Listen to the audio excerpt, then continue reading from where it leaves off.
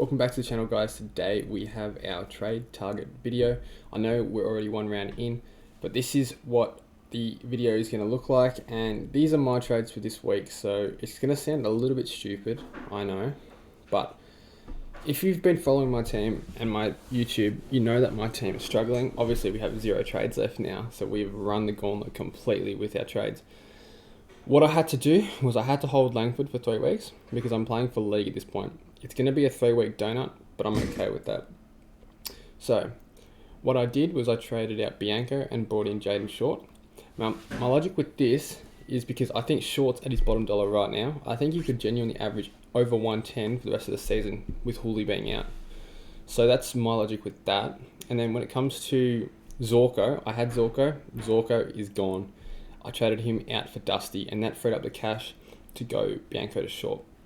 If I didn't do this, I didn't have enough cash gen otherwise, and I wouldn't have enough cash gen to get a complete team of full primo. So yes, it could be a bit stupid, but I think Zorko's scoring will hurt a little bit now that Neil's back in good form. I just don't think they can all score massive. I expect Zorko to still average 100 from here on out, but maybe not the 120s and 110s he was pumping out beforehand. So that's the logic with my trades. That being said, my top trade targets for this week would be Jaden Short. So the thing with Short is obviously the Hooley factor is massive. So if you look at his first couple of weeks without Hooley, 100, 120, 88, 125, and then he's sort of dropped off without when Hooley came back. But I think he's a really good price at D6. I mean, he's insanely cheap for what he can do. So for me, Jaden Short, he loves to kick, doesn't handball. He's probably the number 1 option this week for the trade targets. Now, another guy we're going to talk about is... Where is he?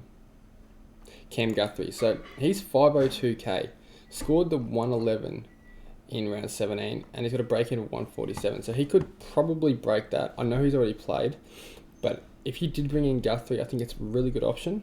Obviously, his price is going to drop a little bit next week, but actually, what did he score? Let's just check real quick what he scored, because that way we can check what his price is going to be. So this is also sort of a trade target video for next week as well. Man, why do fan footy always give me ads? Guthrie. Yeah, so he had a 108. Pretty solid. Definitely someone to look at bringing in. So what happened to Darcy? Did not return, left knee. Okay. So he's someone I'm really considering for next year. I'm really looking forward to making some 2022 videos over the off season, and once this season's finished, we're going to be plenty of 2022 videos. Just thinking about who we're going to start with, and I think most of the fun in SuperCoach is working out who you're going to start with and who you're not going to start with, because that really sets up your season. Anyway, so the other guy is Dusty. So the thing with Dusty is he does love Brisbane, and I know I've been against him all year, and most of you probably already have him, which I get. But the thing is, Dusty has to start playing well if Richmond are going to make finals. And when his back's against the wall, that's when Dusty plays the best. That's what I really like about this pick. So he's hovered around the 400 to 500 mark pretty much all season. We know what he's capable of, obviously. I don't think he's going to be playing much forward now that Lynch is back. The 74 last week, he really had a down game. I don't think he's going to go much lower than that, and should be a consistent 95 to 105 average. Hopefully we can get a little bit more if we're lucky. But yeah, Dusty's a really good pick on the fact that he just has to play well now. Richmond's back is completely against the wall. But in terms of that, that's pretty much all we will discuss at this point. Adam Sard's worth a kind of question mark because no Doherty, but I mean, how long is Doherty out for? Round 22 to finals. We're not making finals, so Fife's another interesting one. What did he score last night? 75, and I had the band-aid, so he's just so injury prone. Right shoulder. 4 frees against, yeah. Someone to definitely consider next year if he has a good preseason. If he's under 500k, man, I don't think he'd be under 500k. He could be around 550, which would be definitely worth considering. But honestly, with Nat 5, you just know he's so injury prone.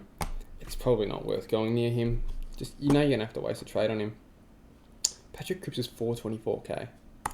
Anyway, this video didn't really have much structure to it at all. I didn't really intend to have much, but more just get on here and ramble a bit, talk about who I'm trading in. The thing with SuperCoach now is I think most people have sort of, actually, who's this Jack Ginnivan guy? Mid forward.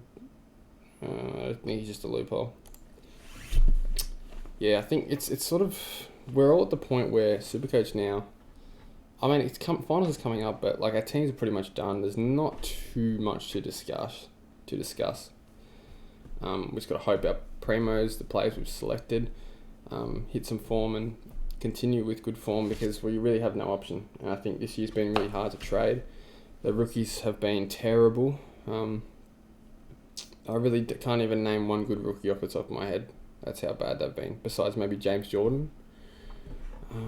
But yeah, so hopefully next year we have much better rookies and easier cash gen, can actually get full promo with ease. So again, going back to my team, pretty happy with the way it looks. Jaden Short at D6, De Goey at F6.